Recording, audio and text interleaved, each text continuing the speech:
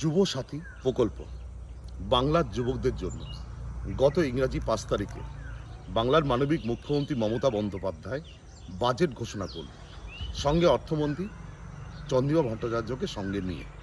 সেখানে ঘোষণা করল 21 থেকে 40 বছরের বয়সের মধ্যে বাংলার প্রত্যেকটা ঘরের যুবকরা যারা মাধ্যমিক পাশে উত্তীর্ণ বা মাধ্যমিক পাশ করে বসে আছেন, তাদের ক্ষেত্রে প্রত্যেক মাসে আগামী আগস্ট মাস থেকে সূচনা করবেন, তাদের অ্যাকাউন্টে প্রত্যেক মাসে 1,500 টাকা করে তারা পাবে এবং যখন থেকে শুরু হবে সেখান থেকে 5 বছর অবধি এই টাকাটা তারা পাবে।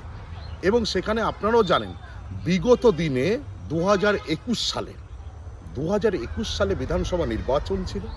সেই নির্বাচনের আগে বাংলার মানবিক মুখ্যমন্ত্রী মমতা বন্দ্যোপাধ্যায় ঘোষণা করেছিল, লক্ষ্মী ভাণ্ডারে আমাদের সরকার যদি দ্বিতীয়বারের জন্য ক্ষমতায় আসে, আমরা লক্ষ্মী ভাণ্ডারে 25 থেকে 60 বছরের মধ্যে প্রত্যেকটা ঘরের মায়েদের লক্ষ্মীদের আমরা লক্ষ্মী ভাণ্ডারে টাকা দেব।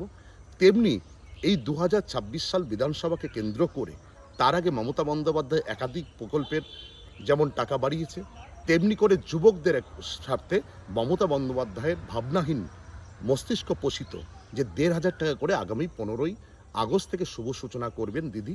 সেই সঙ্গে বলি, বাংলায় মমতা বন্দ্যোপাধ্যায় যে কথা দেয় সেই কথা অক্ষরে অক্ষরে পালন করে। আর অপরদিকে বিজেপি ভোট আসলেই বাস পাখির মতন বাংলায় এসে যারা বাংলার কৃষ্টি সংস্কৃতি জানে না, তারা একের পর এক ভাওতা দেয়।